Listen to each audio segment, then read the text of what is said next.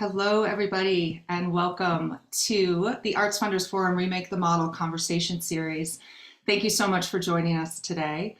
I'm Melissa Cowley-Wolf. I'm the director of the Arts Funders Forum and the founder of MCW Projects, which is an advisory firm specializing in next era philanthropic strategy and organizational wellness. I want to start by thanking our 2023 series sponsor, Kickstarter, and Pat and Hindle of Kickstarter for their support this year. The Arts Funders Forum is a media platform which is focused on convening research and advocacy that aims to shape the future of cultural philanthropy by increasing private support for arts and culture. With a community of over 5,000 engaged philanthropists and funders, artists, cultural leaders, experts, and more, we aim to collectively develop new models of impact-driven financial support for the cultural sector. AFF is uniquely focused on engaging the next generation in cultural philanthropy and advocacy. We launched in 2018 against the backdrop of the largest intergenerational wealth transfer in history. Over the next few decades, younger generations will inherit over $30 trillion. Our research program indicates that those inheriting this wealth are turning away from the arts, and along with their new wealth creator peers, do not consider the arts as essential, instead prioritizing social, racial, and climate justice, education, and health. Simultaneously, overall giving to the arts has been decreasing. Arts giving represents only 4% of total charitable giving in the United States. So this is a massive problem to solve, and we at AFF want to help solve it. So to this end, we highlight collaborations across industries, promoting cross-sector models to expand the reach, the relevancy, and the impact of the cultural ecosystem. And that's why I'm thrilled and honored to be joined today by 4 next-generation leaders who are spearheading new entities across culture, social impact, civic engagement, politics, investing, and philanthropy. They are upending our systems. You will hear from them about innovative models of collective participation and investment, all democratic, values-aligned, community-driven examples of recruiting new generations of advocates and driving change. So let me introduce the 4 speakers with us here today. My co-organizer, Abby Pucker. Abby is a cultural producer who builds initiatives sitting at the nexus of the creative economy and civic engagement. She is the founder of GERTIE, a discovery and engagement platform for arts and culture in Chicago. GERTIE provides membership access to programming in partnership with Chicago's most exciting institutions, artists, and cultural leaders. Abby is also the co-founder of a nonprofit arts organization, Art in Common, which is committed to creating new experiences of contemporary art for the broadest possible audience outside of traditional art viewing spaces.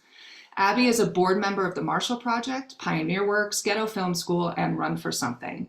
And Abby was recently appointed as the co-chair of Chicago Mayor-elect Brandon Johnson's Transition Team Subcommittee on Arts and Culture. I want to thank Abby for her partnership in curating today's event. She's so generous with her time. Thank you so much, Abby. Also joining us is Michael Farber. Michael is the founder and CEO of Breakout, a social purpose agency founded in 2014 with a 501c3 grant-making foundation committed to driving change. Passionate about equity, entrepreneurialism, social storytelling, and cities, Michael and Breakout have championed change through flagship multi-day summits, award-winning original content, and programmatic and funding strategy. Breakout connects brands, foundations, and philanthropists directly with individuals and groups positively impacting our communities. Working with institutional partners to harness collective power and guiding the creation of new models, they've advised on over $5 million in philanthropic and mission-driven investments. The Breakout Foundation gives direct and unrestricted funding to local leaders who are lifting up their communities across the country. To date, they've made 104 grants totaling over $300,000. Amanda Litman is the co-founder and executive director of Run for Something, which recruits and supports young, diverse progressives running for local office. Since 2017, they've identified nearly 130,000 young people across the country to run. Politico, Bloomberg, and Fortune's 40 Under 40 have all heralded her work, and the Emerson Collective named her as one of their prestigious Dial Fellows. And in 2022, Amanda was named to the Time 100 Next list as one of the rising stars shaping the world. Before launching Run for Something, she was the email director for Hillary Clinton's 2016 presidential campaign, digital director for Charlie Crist's 2014 Florida gubernatorial campaign, and an email writer for Barack Obama's 2012 re-election campaign. She's the author of the book Run for Something, a real talk guide to fixing the system yourself, and has written for many outlets including The Nation, CNN, MTV, Vanity Fair, and Crooked Media, just to name a few. Milton Speid is an expert social impact advisor. Currently, he guides members of The Impact, a group of visionary families committed to aligning their assets with their values towards impact investing goals.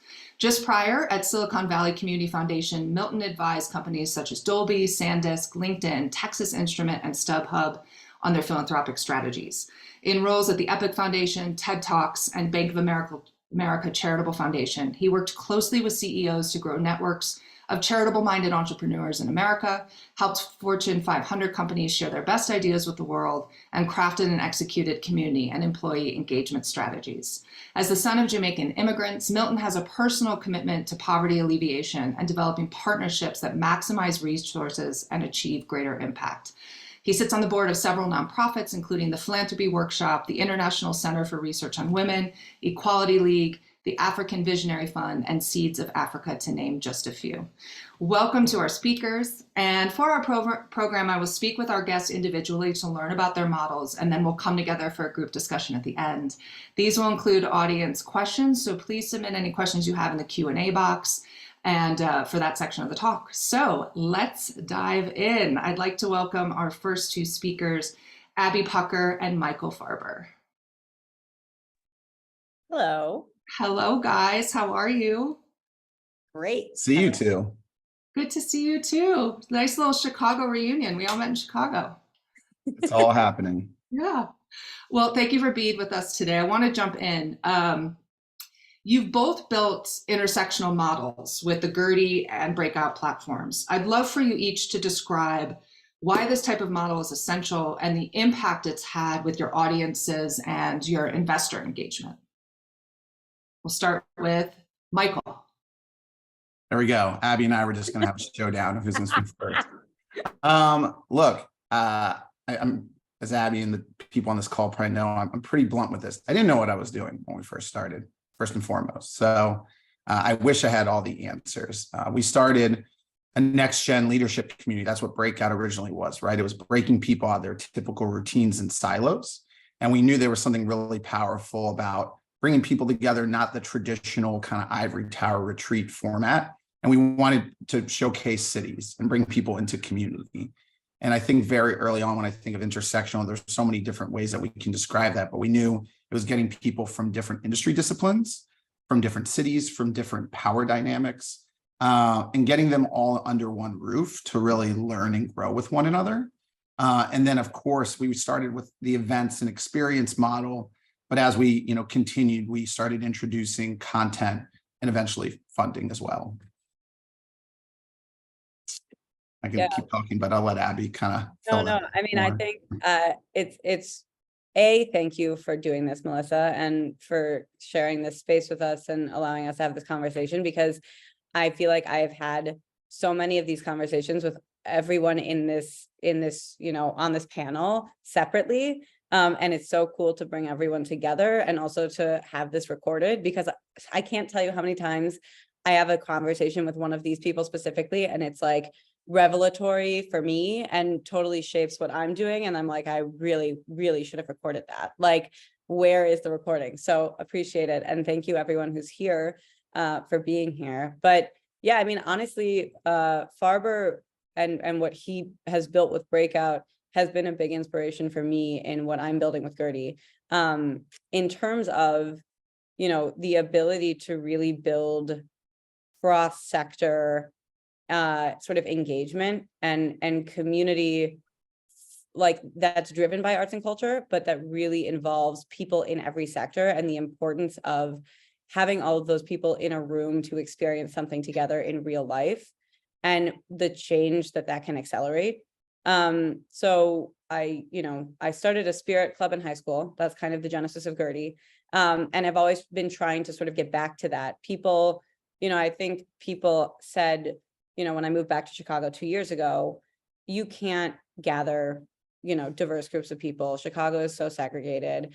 Everyone is so defined by their neighborhood and their geography. And I kind of used the experience of creating the Spirit Club that really brought together people in high school from different places, used the experiences that I had on, breakout trips with Farber and the whole sort of breakout crew as a model to say, if we activate around something that's really exciting to everyone, and we don't try to tell people why they should meet other people, we just show them, that really made all the difference. And that's really been the basis of what we're building with GERTIE and what we're doing in Chicago. I think that oftentimes we're sort of like hit over the head with reports and with, panels like this and conversations, but really what makes the change is like being in either it's a virtual or a physical space with someone around a table who you think might have a really different experience than you, but you give them something to unite around or to just talk about as the basis of a conversation, and amazing things happen. And so for me and GERTIE, we're using arts and culture as that sort of connective tissue, but the conversations and the topics that sort of, and the partnerships, hopefully, that come out of, that conversation can be super wide spanning. They can be across different sectors. They can be more civic conversations. They can be a friendship that's forged. It doesn't really matter. And it's not about the art or the object itself. It's about what comes of that conversation that was had around that object or around that exhibition, so that, I think that's a meandering sort of answer to your question, but I think the intersection of bringing people together around something that is maybe not familiar to both of them is a really neutral space to forge important conversation. Totally. And storytelling is incredibly important in that. And we've talked about that. So, storytelling to create relevancy is a main tenet of the AFF platform and what we're trying to highlight. And our research illustrates that the stories the art sector have been telling are no longer resonating. So as you're doing this work and building these models, it's essential to storytell in a way that connects. So how do you engage folks around culture, creative entrepreneurship, and artists? Tell us which narratives have worked the best. And you both just touched upon it, but if you can expand, that would be great. Well, look, my brain's very foggy right now because we just came off like a 4-day summit that we did in Tulsa, Oklahoma. It's actually the third. Congratulations. Thank you. And, we're getting all these testimonials and notes. And I just actually shared something with someone from one of the large foundations who sent some of their leaders from one of the cities. And they laughed because I sent them a bunch of Instagram reels. And they're like, maybe we should have all grant reports like this. And honestly, they should. We do need to do a better job on that. But when I think of all the pieces, we had about 20 some activations all across town. And one of my funders from Robert Wood Johnson, not for this event, but she's funded in the past, she came and participated. And it was actually the first time she's seen what we did on the ground. And she's like, you've written to me what you do, but I now see it. And there's so much like surprise and delight within the weekend. It's all these different pieces. So people might be talking about investing in small businesses or new models for food sovereignty or all these different things that come together. But it's all woven around that surprise, that delight, ensuring that we have, artists, popping up their work, because so much of art is intersectional to movement building and the issues and the stories of their cities, right? I think sometimes when people who aren't, quote unquote artists hear the word art, they're immediately shut down. And I know I've done this myself. I'm not an artist. I'm not a creative. And that's not necessarily true. There's all these different ways that we can show up. And so we've just found that, letting people, have these moments of surprise and delight and discovery is what helps people start to quiet that voice in their brain of, I have to respond to this email. I have to do this piece. I have to show up this way. And allowing them to think, I think, a little bit deeper on, what is their truest self and how do they show up in the work that they're doing, and making it consequential for the ecosystems and the spaces that they're operating within. Okay, beautiful. That was amazing. So I totally, I agree with everything that Farber just said. And I also think that we need to think about the stories that we're telling. The point that Farber just made about grant reports or grant proposals being, you know, Instagram reels is like so real. And it's interesting because the work that we're doing for the transition team for the Arts and Culture Subcommittee, one of my co-chairs who runs an arts nonprofit, but has been involved in transportation and housing equity as well throughout the city. So you can already see how these things are so intersectional.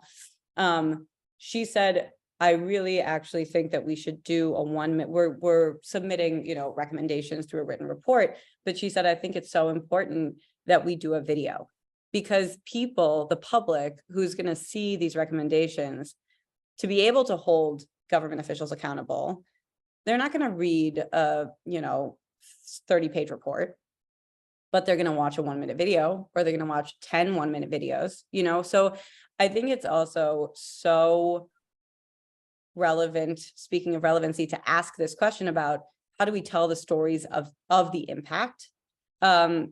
Because sometimes I think we forget that the telling of the story, especially in philanthropy, is almost as important as the work itself. You know, I think sometimes we do the work and we're so busy doing the work that we sort of lift our heads up and then we realize that we're not being as impactful as we possibly can because we don't know how to tell our own stories. And I think that's something that Farber and I have talked about a lot. And I think, you know, both sort of struggled with a little bit. And Melissa too, we've talked about this, you know, when you're doing work that is deeply intersectional and that's nuanced and layered, and it's not, you're not just creating, you know, the Uber of X or Y, it's really hard to tell that story. And so I think also recognizing that we, as the people who are sort of enabling other storytellers to tell their stories, need to also think about how we tell our stories. And I think that the philanthropy community needs to think about that a lot, and think about how to incorporate those things in, you know, impact reports. And when they're sort of like telling their story out, I think the arts sector specifically needs to be better at this. And it's ironic because we are a sector full of storytellers and people who create beauty in the world. But sometimes it's really hard to tell the story of the impact that we're having because people see arts and culture as soft, right? Soft skills. When really, I mean, I talk about this all the time, but see arts and culture as imperative for economic development. That's my lens for civic engagement in the city of Chicago. How do we see artists as cultural assets, but also as economic assets for a city? And then how do we compensate artists as such, right? There's one amazing organization in Chicago that is in Englewood, on the south side of the city. And Tanika Johnson, who's an amazing artist, is one of the founders of this collective. They're called the Englewood Arts Collective. And one of the things that they do is, you know, beautification projects in Englewood. But they also were the recipients of grant funding from the city, from our Department of Cultural Affairs and Special Events, to re-grant to on-the-ground community organizations, sort of micro grants. And so they gave out, I think, about $45,000 in these grants to artists that were in the community. And then later in the conversation, they were talking about a music festival that they were they helped the aldermen kind of put on and curate. And the budget for that was $40,000. And I said, so how much of that went to artists directly? And they said about 30,000. And I said, so the story that you need to tell is that you gave $75,000 to artists directly, whether it was in grants or it was for profit from a budget for a music festival, it's having the same impact. So I think we also need to get better about telling the story of these blended capital type sort of structures, because the impact is the same. We need to stop, I think, making these sort of arbitrary distinctions between these types of capital. It's brilliant. And what you said with, we need to tell the stories of the impact, and that telling the story is as important as the work itself. And there's a huge issue in the cultural sector with regards to how do we express our impact, right? And the metrics around that. And there's also in there a showing and not telling, right? We're not going to tell you the good that we're doing. We're going to show you the good that we're doing. And inherent in that is also listening, right? To what the needs are. Along those lines, as we're, Abby, is when we think about a next generation of advocates, audiences, and supporters, we know that they're clearly driven to give by the impact that they can make. And you've said something that I love, which is about this generational shift that's occurring with regards to philanthropy, that it's not about philanthropy anymore, that we must invest in people holistically. So I'm wondering if you can talk a little bit about how you see this shift as it relates to the next gen values and how you structure GERTIE and Art in Common to align with that shift. Yeah.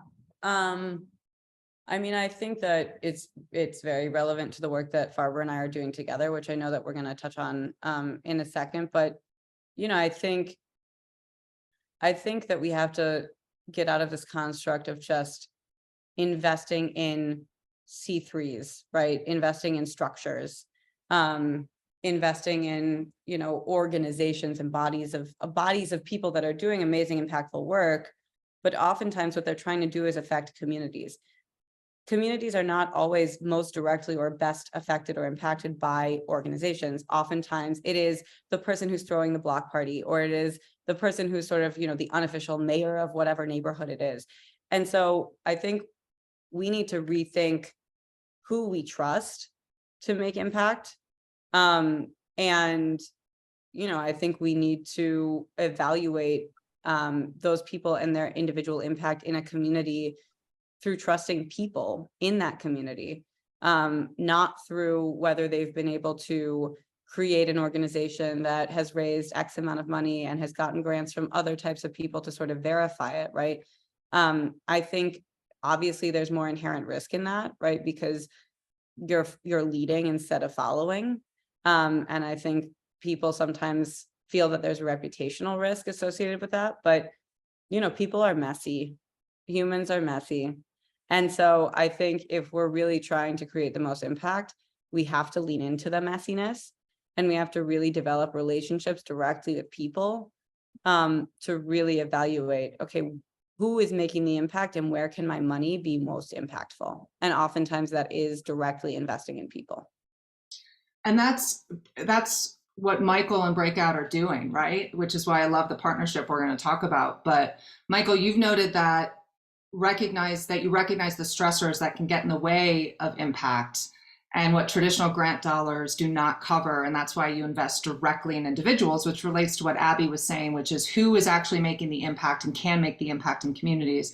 And let's get the funding to that. So can you tell us, branching off of that, how you've flipped the script on traditional funding vehicles for directing grants as it relates to those impact drivers?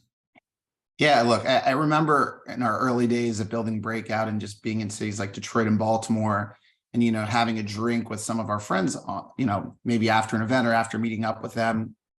And, you know, these are people who are being honored in local magazines and speaking on local panels. And then they're telling me about the multiple jobs that they're doing because their 501c3 can't pay them. They're not being paid to speak on these local panels. They're fighting for all these different grants that they're getting, even though they're publicly being honored all over the place. And we just, you know, found it absurd. And then the more you start talking to them, someone that maybe didn't have a 501c3 status or weren't sure how to, you know, create a fiscal sponsorship.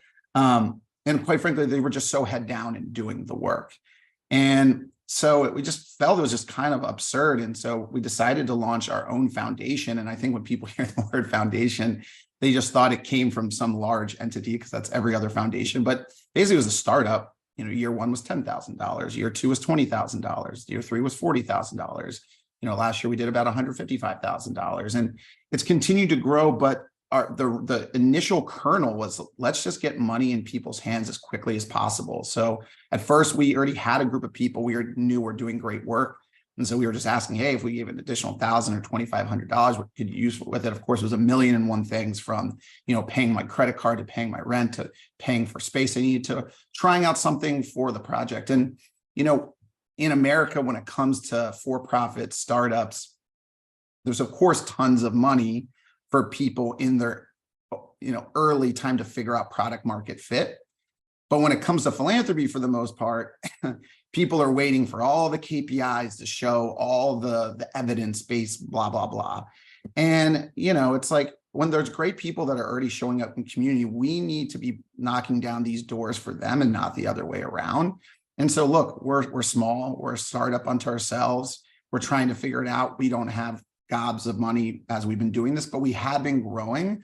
and feel very fortunate that there's been partners like the Robert Wood Johnson Foundation and Abby and others who are starting to be like, wow, like we're doing the same thing in our own circles. Maybe we can be more collaborative together on how we can accelerate. Because at the end of the day, we also know that there's tons of people in the impact space doing duplicative work and not working and talking together. And I think that's a really nice segue as to why, one, Abby and I have been friends and just, I think, see the world in very similar ways. But of course, we each have our focuses. And I think that's where Breakout and GERTIE work so complementary together. So tell us what you're cooking up. Tell us. Abby, you wanna kick it off? I can kick it off. So essentially, when was it? Like last year? I had recently moved back to Chicago and was really sort of, I was producing this exhibition through Art in Common, and it really quickly introduced me to incredible artists, incredible entrepreneurs, incredible, content creators, and also like developers and people, real estate developers, and then people creating community in various different ways in the city. And they all showed up to the opening of the exhibition. And I started to sort of realize, oh, like, these people need support in the work that they're doing. That's obvious. But the other thing that I realized is that they don't all know each other. And so Farber and I were just talking, and there was a tranche of capital that became available. And I essentially decided to start a donor advised fund out of the Chicago Community Trust to give to things that weren't included in my family's foundation mandate. And generally what that looked like was, funding sort of these individuals in the arts and culture space and funding capital projects, so infrastructure, physical infrastructure projects in the city.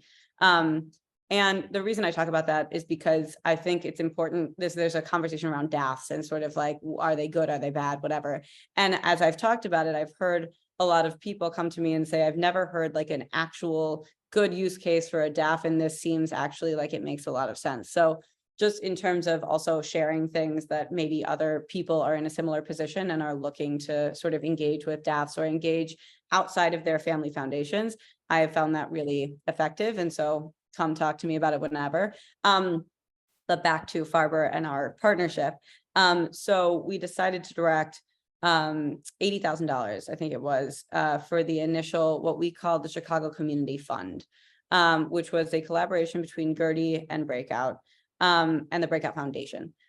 So essentially what we decided was there's so many amazing people that we at GERTIE, as sort of an arts and culture platform that's amplifying the work of, I think, people who aren't necessarily able to tell their own story because they're just doing the work, like Farber said. How do we acknowledge them? And how do we get them funding for the things that they're doing in a sort of micro grant type fashion, right? They might not be recognized by the larger foundations in the city, but how could we potentially create inroads between those funders and the people who are really doing the work on the ground? And how can Breakout Foundation, using their model of really doing that sort of micro granting through like a trust-based, I think, process and a results-based process that's not a traditional sort of application for a grant, how can we sort of put all these things together to get the money to the people who are really doing the thing? And then separately, how do we connect all of these people and create sort of this network of support between them? And so basically that's what we did. And it's funny because like, I think from inception of idea to actual execution was like, 3 months. It was very quick. And I think that's the other thing about this is that I think there are these perceptions that philanthropy moves so slowly and it has to be this bureaucratic thing. And it doesn't. Like, we're here to tell you that it doesn't. I think if you are entrepreneurial in the approach, and you have partners who are down and who trust the track record of, Farber and me, who have both, I think, been working in this space for a while, as kind of these intermediaries between the foundations and people who are really doing the work, but don't necessarily speak the language. I think we can unlock a ton of capital and a ton of power to really go into communities directly. So that's really kind of the basis of our partnership. And Farber, I mean, you can speak a little bit more to like who we're funding. And then I can talk a little bit more about like the genesis of it for this year and the storytelling aspect. Yeah. I want to just note something you said, Abby, that philanthropy doesn't have to move slowly. And if you're entrepreneurial in your approach and you trust your partners, you can move quickly. I don't want to cut you guys off. I want to revisit this in the group discussion because I want to make sure we have the time for Amanda and Milton, and then we'll all come together. And Michael, write down what you're just about to say because I want to go back to it if that's okay. Thank you guys so much. This was great. We'll see you in a few minutes. Thanks. Thanks, Michael. Thanks, Abby. And now we're going to welcome Amanda Litman. Amanda, thank you for joining us today. Thanks for having me, Melissa. This is so fun. All right, God, it's great to have you. So let's jump in. You've said that Run for Something is building structural and sustainable power, helping people enter a system that was not meant for them. Something we need to think about in the arts. Tell us about the main components and ingredients of this model that you've built. Well, I think first, in short, for those who are not familiar, Run for Something recruits and supports young, diverse progressives running for local office all across the country. By young, we mean folks 40 and under. By diverse, more than half the folks we work with are women, more than half identify as people of color, about a quarter identify as LGBTQIA+. By local, we work with people running for state house, state senate, city council, school board, library board, and we only work with first-time candidates. So we're trying to bring people into a system that, as you've noted, isn't built for people like them. Most politicians historically are rich, old, white men, usually straight, or at least telling us they're straight. And that is not who Run for Something is fundamentally here for. We are not here for people who have said since kindergarten, I want to be governor, I want to be president. We're here for the people who see a problem in their community and wake up ready to solve it. In order to do that, we've had to do a couple structural things with our organization and our program that I think are applicable to all kinds of different industries and spaces, and in particular arts. The first is break down barriers to entry. There are structural barriers, like the fact that most elected positions are not paid or are barely paid, that most of the candidates we work with have to work 9 to 5 and then campaign 5 to 9 or 5 to midnight or 5 p.m. to 5 a.m. the next day, whatever it may be. The fact that if you have young kids or a family, there often isn't childcare baked in, that, structurally, like a lot of these state capitals did not have women's bathrooms near the Capitol floor, did not have family leave policies for people who just had kids or for legislators having kids. The fact that a lot of states, you still can't use campaign funds to pay for childcare. Any number of these things is a structural way to keep a young person, especially a young woman, a young person of color, a young queer person out of the process. There are also an incredible number of gatekeepers who set up even more structures to make it hard. That's party officials, that's incumbents who don't like to be challenged. That's funders, candidly, who think that young people, especially young, again, women, people of color, young queer people, are risky bets. They're risky candidates because they're not what a traditional politician looks like. So we've tried to find ways to navigate around that, not the least of which is say, we think these people are good bets. And me and my staff and folks who've worked in politics now for a while are able to lend some credibility. Our endorsement process, which we have a whole public endorsement application, and we're happy to check it out on our website to see how we vet candidates, which we deeply vet, how we work with them, is meant to lend credibility and to try and navigate some of those gatekeepers who aren't willing to engage otherwise. The third thing that we have found, especially for young people who do not fit the model of what a, again, politician looks like, is community. We did a debrief with our candidates after 2018, in which 60% of candidates identified the greatest source of resiliency, the greatest tool, the greatest value add was not like a fundraising list. It wasn't some technology. It was a relationship with another candidate. Because running for office, it mostly sucks. It's really lonely. It's really hard. You can't complain to your partner. You can't complain to your volunteers. You can't complain to your funders or your voters. So you have to find someone else to talk to about this really difficult thing you're experiencing. So we have tried to build community across both the candidates we work with in any given cycle, which for us is all the time. We expect to work with about 650 candidates this year alone. Fun fact, there are more elections in 2023 than there were in 2022. And between years. So the college student who ran in 2020 will get connected to the college student who ran in 2022, who will then work with the college student running in 2024. This is a really important part of the program because it's the thing that like they have questions that I can't answer. I will never forget, we saw in one of the virtual community spaces, candidates talking to one another about how do you tell your boss you're running for office? Which is like a really good question. How do you tell your boss I'm about to take on this huge thing that will be public, my work will be public, you'll see me in the newspaper. It's not like a hobby you can hide. And that is a thing that as an operative, I have an idea, but I've never had to do it. So being able to foster community among folks doing something really challenging has been incredibly important. Wow, thanks for that. There's so much instruction there for the art sector. I'm particularly thinking about when you were talking about the gatekeepers who are incumbents, funders, other party elders. You could almost say the same for arts funding, that there are gatekeepers that are hesitant to let in the next generation because the viewpoints are so different, the values are different. And I know working with clients, it's the work is to blend these generations that desire to give to the arts to build up a more equitable structure is a challenge, and that's the generational moment we're in right now. So I think that's really relevant for the folks that are on the call.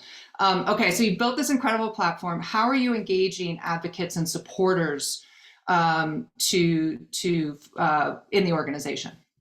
So we have built a pipeline of now more than 130,000 young people all across the country who've said they want to run. We've gotten them in through a bunch of different ways. We do press, so you'll see me like rambling off to reporters a lot or going on TV, whatever.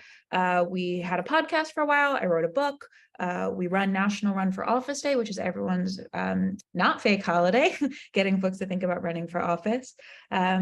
We do social media, we do paid ads, we've done TV ads, radio ads, print ads, social media influencer marketing campaigns, all of which is in service of reaching people where they are.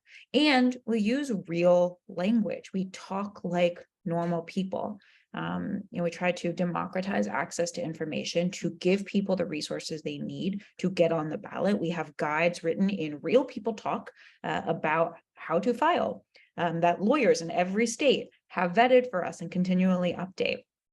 And what we try to make sure people understand is that they don't need to have all the answers before they enter the process. We are really looking for potential candidates to be able to name 3 things. What is the problem you want to solve? Like, what's the thing that you care about? How does the office you might run for give you a platform to solve it? And then why would a voter want you to win? Which is different than why do you want to win? You want to win because winning is great and losing is terrible. Voters want you to win because you're going to do something for them. What are you going to do? If you can answer those 3 questions, everything else about a campaign is logistics. And it's not even like hard logistics, although it is time intensive and often resource intensive, but it's not complicated logistics. And that is where Run for Something and our community of mentors, of partners, of staff, of volunteers is there to help you. So we open the door for you and we show you exactly how to walk through it. You said my favorite words, which is use real language and talk like normal people. And again, this is something in the art sector that we run into trouble with is, we can be viewed as an opaque sector for the elite, art talk, curator talk, we've all heard those criticisms, and, having that real conversation and trying to break down those barriers is crucial, and it's crucial in the art sector, it's crucial in politics too. You've built an incredible board for Run for Something. I'd love for the folks on this call, a lot of whom are tasked with expanding and engaging their nonprofit boards, to hear what do you look for in board leaders for the organization? So full transparency, Abby Pucker is one of the Run for Something board members, which is how I'm part of this conversation, the Run for Something board rules. And we built our board really carefully and intentionally. We really want people who trust our leadership. I have a co-founder, Ross Morales-Furquetto, who he and I have been working in politics for decades combined. At this point, thousands of campaigns have been, we have touched as part of our work. We know this space and we know what we're doing. And we want our board, and we've intentionally invited folks onto our board who align with our vision of this work. 2, we want our board to give us really honest feedback. And vice versa, we want it to be an honest and open relationship, but we really want their honest feedback. We have cultivated a board of folks from diverse backgrounds, both professionally, but also racially, ethnically, across the gender and identity spectrum, to make sure that we are bringing in as many viewpoints as possible. And 3, we really want them to be aligned with the vision, not just of what we're doing today, but of what we think is possible 5 or 10 years down the road, and to help us see the bigger picture of what we're trying to build, which is really hard, especially in a political space where you're thinking about any short-term election cycle and just trying to get through to the next election day. For us, the key to building sustainable power is to do it for a long time. So we want our board to be with us for that long journey. Another interesting thing that you've said is if you change who the decision maker is, then you don't have to pressure them for change. So, as all sectors, arts included, are reevaluating the historical relationship we have with wealth and with power, which politics is very clearly doing right now. What advice can you offer us to best promote this new leadership and the values, kind of expanding on what you just said, which is aligning with vision and trust being crucial? This is such a good question, and it's something I've been thinking about a lot. So I'm a new mom. I have a now 6-month-old daughter, who is just Congratulations. a perfect little monster. And one of the things I've been learning a lot about, development as people, watching her grow from like newborn to now baby, is that before each big developmental leap, before she smiles, before she's newly rolling over, there is a period of intense fussiness.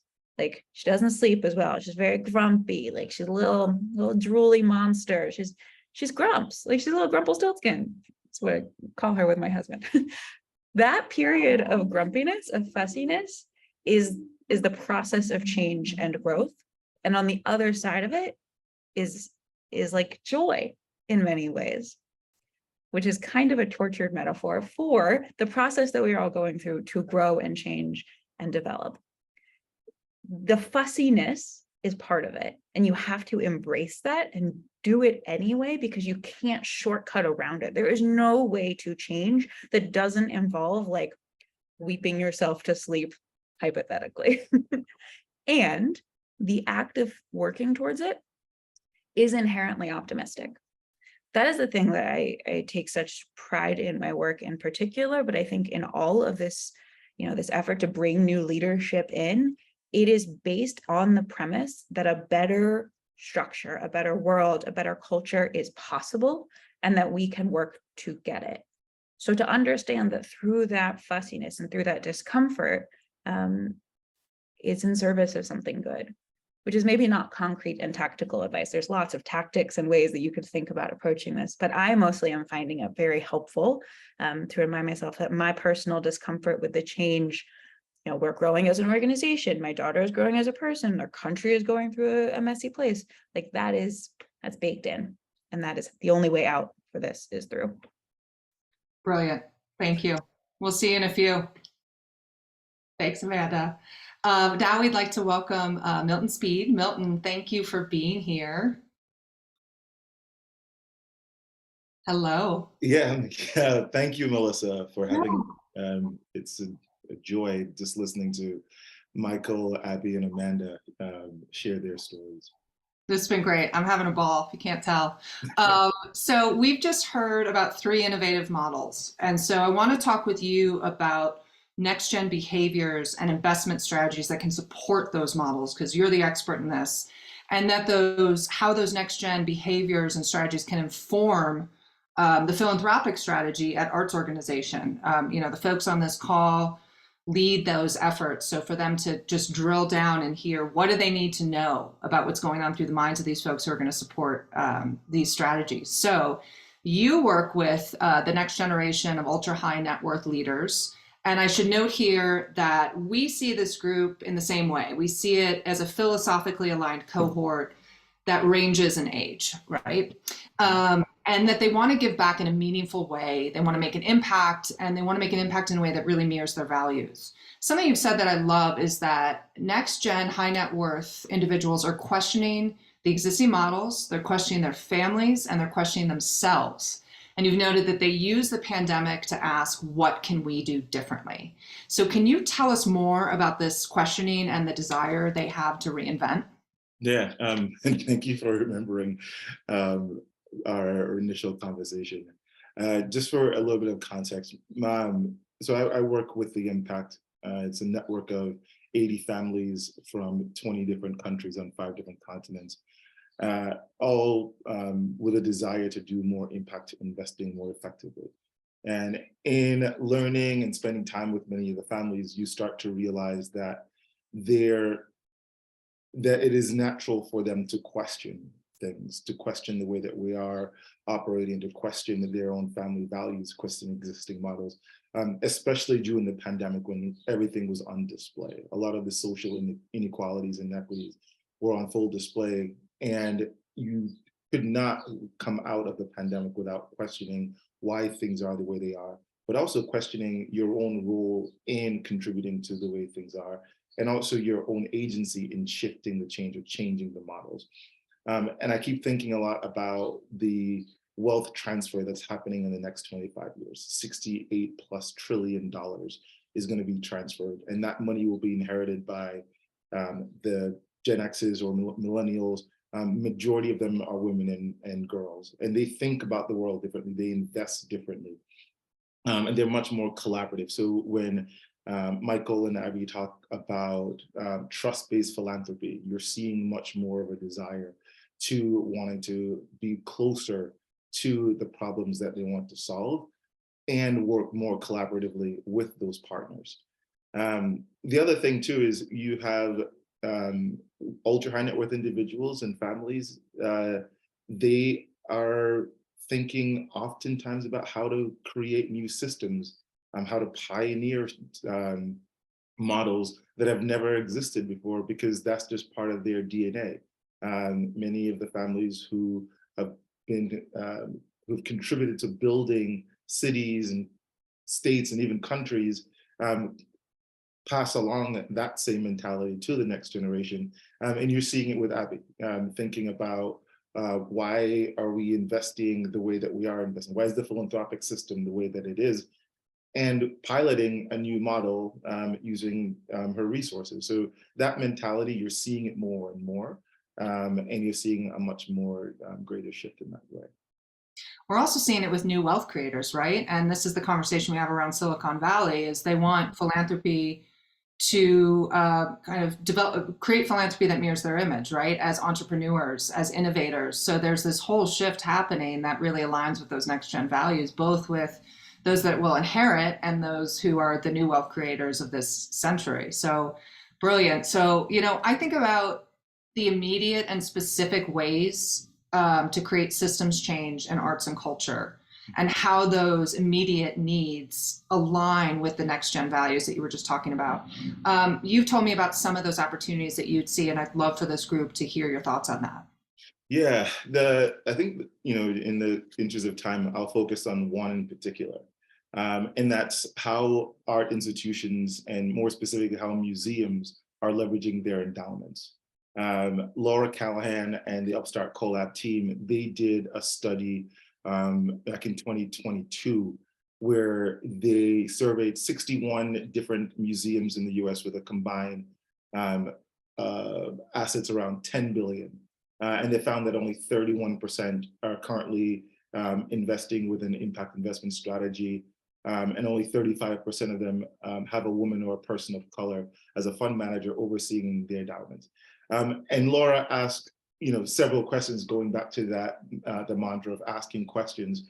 And I think in asking the questions, you can slowly start to see the answer. So she's asking questions around, you know, if the endowments are currently invested in fossil fuels and big pharma and the like, what would happen if we shift the way that we invest? What if we were investing the endowments in municipal bonds, helping to build new public schools, hospitals, libraries? What would happen if we shift the priorities, if cities shift the priorities to have that have been far too long starved for capital? What would it look like if there were more mission and invested in a business that employed artists, designers, and other creative people? And I think we're starting to see now that museums are not investing back into the communities and the cultures, the communities and the people that are creating the wealth and the institutions that we all so love. I'm also reminded of opportunities to invest in anchor institutions in certain communities, and oftentimes those anchor institutions are art and culture institutions. So for example, when I was working with B of A in Oakland, we invested in the Fox Theater, and the Fox Theater became an anchor institution where housing and new restaurants and shops built up the new downtown of Oakland. So you're seeing that investing in the art doesn't only have an impact directly on the institution, but it has a direct impact on the communities. I just want to end on one thing that we talked about, just the shifting of the narratives. Art institutions constantly talk about the narratives or share the narratives around their donors. And they tout the names that are either on the walls of their donor walls or of the rooms that the art is being displayed, but they don't talk enough about the communities and the people that are being impacted by the art itself. It's so true. And, you know, there's a focus in the next gen communities to center community involvement and also the act of listening. And you mentioned, you know, asking questions around endowments. I mean, I get a lot of questions from, you know, clients who are philanthropists about where does this organization invest their money? We want to know that before we commit. And also you mentioned, you know, that thread of asking questions, you know, inherent in that is the genuine desire to listen to audiences, which we know is a key factor in how, in really the next gen philanthropic philosophy and their desire to center community.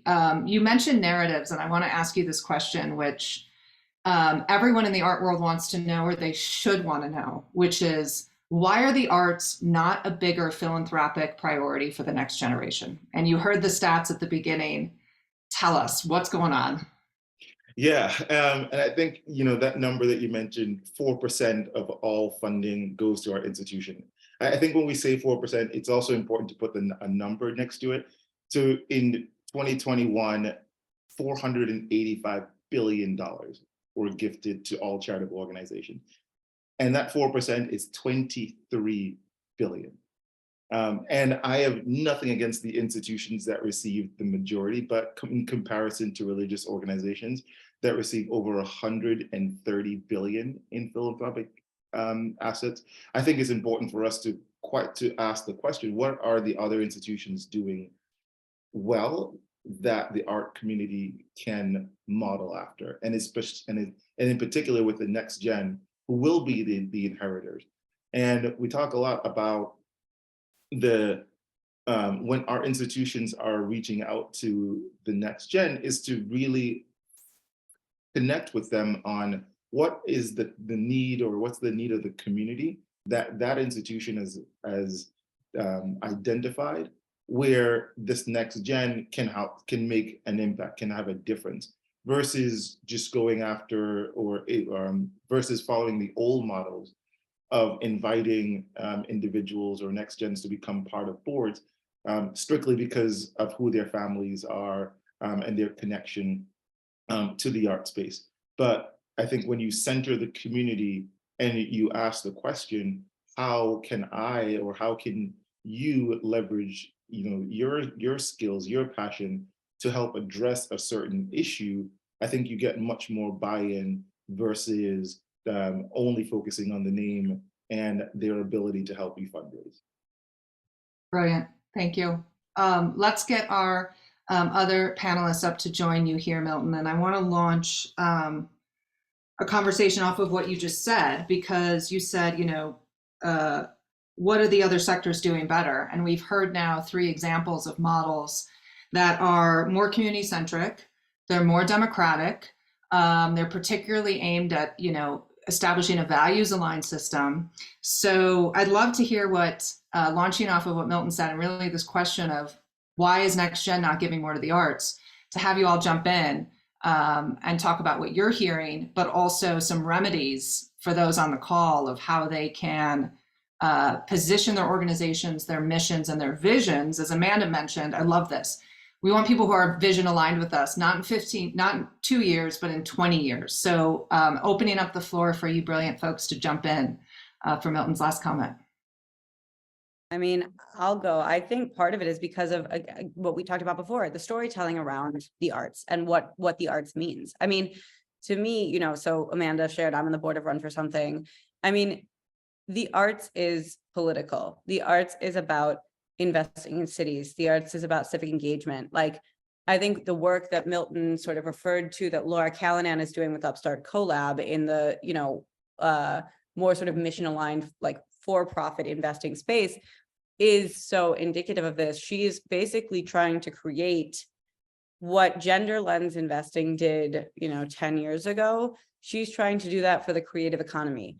So creating an actual investable asset class that is investing into creativity. And that way you see all of the intersections, right? She defines it as, I think, 5 different things. There's media, there's visual art, there's garment production, there's food, and there's real estate. So if we put that lens sort of as a thread throughout all of the different organizations that are working to do the work that I think the arts is a part of, and also frame those as investments in arts and culture, we could really expand the pot and expand the people who are interested in investing in these things.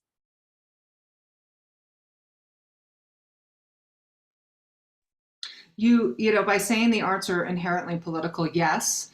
And the common theme that I hear from all of you is that the stakeholders and the partners you associate with and you cultivate are essential to your success. And that being said, I want to ask you guys, going back to what I talked to Amanda about, is, you know, I would love to hear you talk more about the role of the nonprofit board. You know, how is it helping? How is it hindering?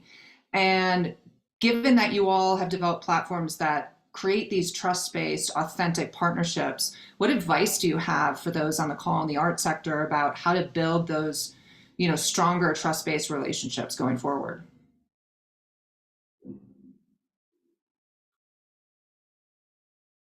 Oh, come on. I know you have thoughts. Amanda, I feel like you should jump on this one. I feel like you were much more positive on our pre-call. I'll let Milton go first. Oh, no, I was just going to say, as someone that sits on, we've been accused of sitting on way too many boards.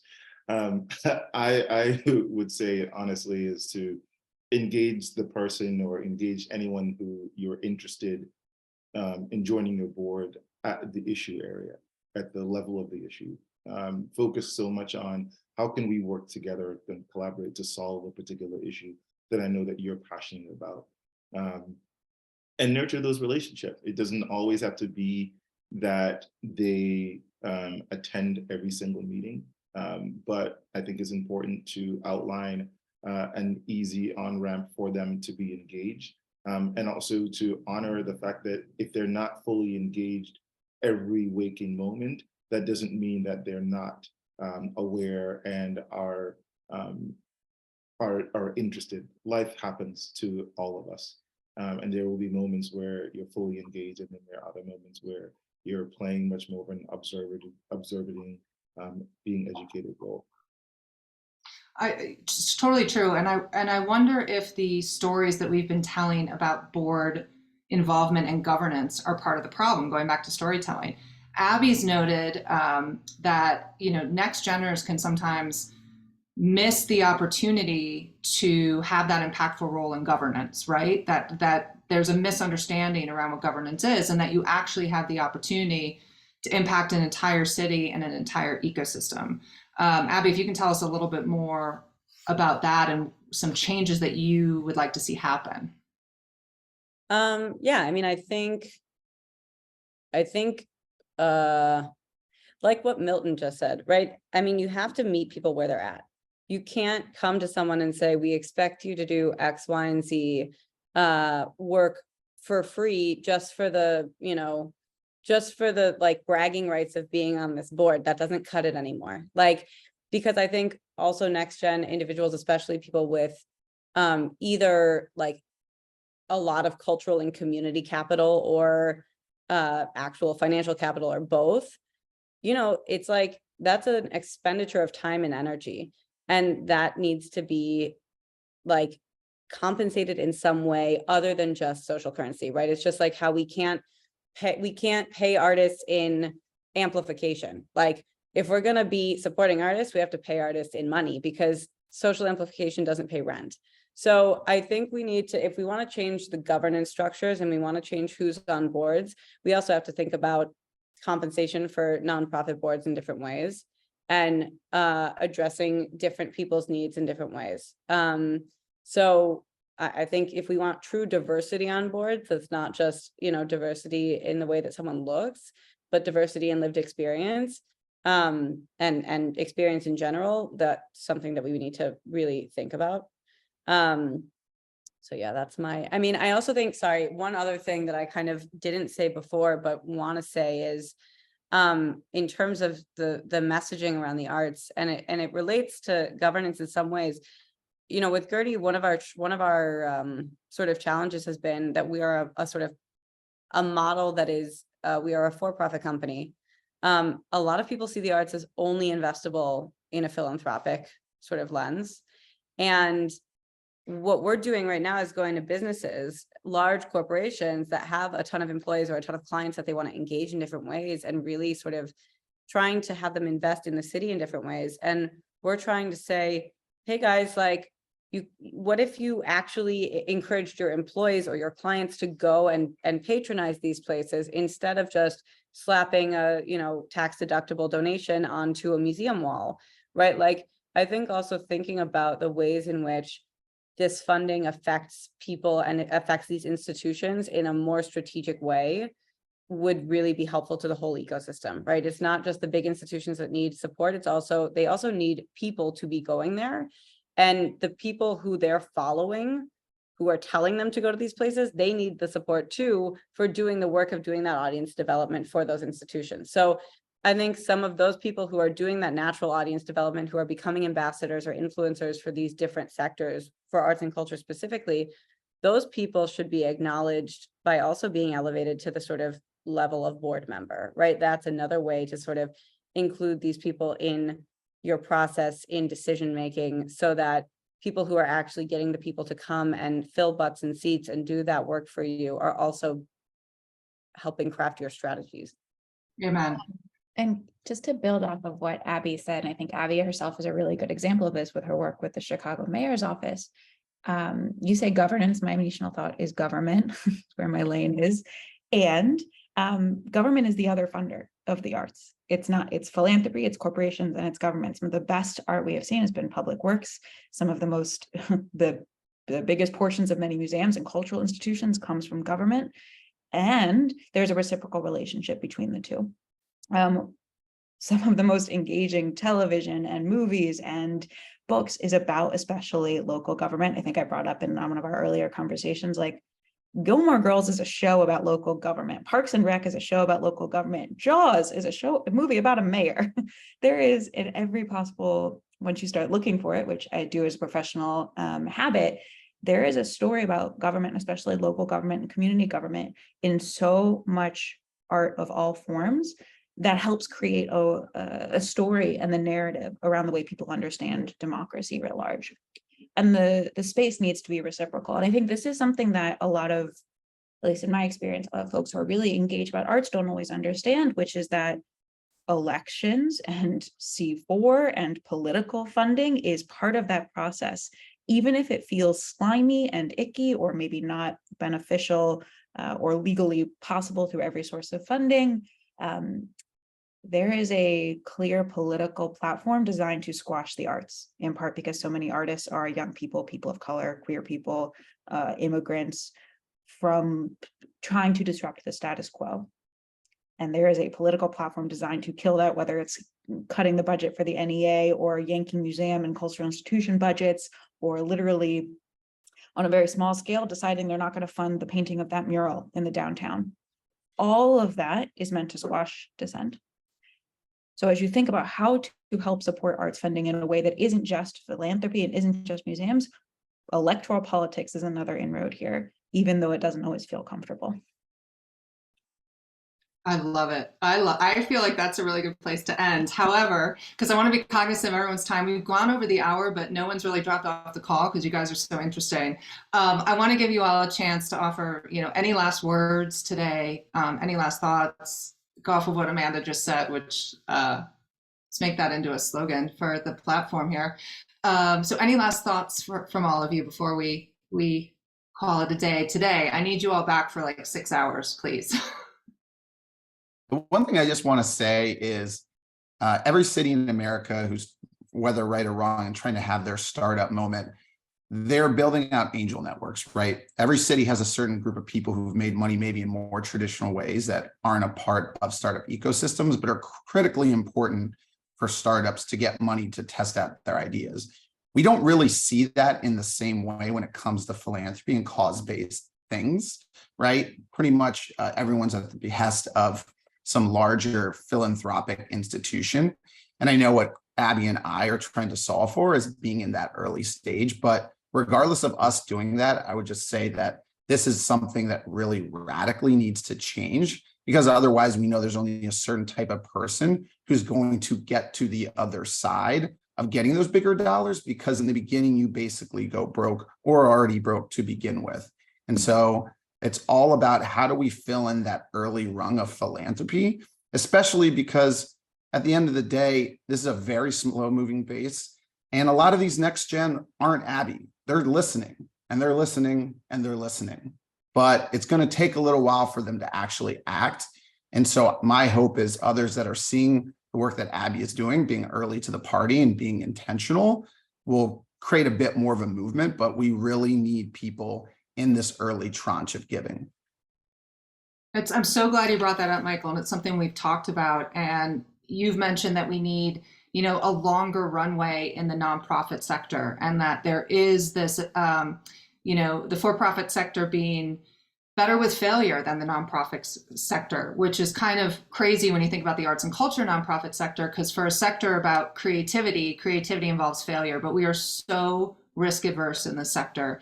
And I think our donors and our philanthropists sense that. And so we're not necessarily given the longer runway to experiment. And I think adopting, those attitudes and practices of the startup culture is essential. And it's starting, it's happening little by bit. And as you said, folks are listening, they're paying attention, they're seeing what's going on, they're listening to the needs in the communities to develop these new models, which you guys have all developed so brilliantly.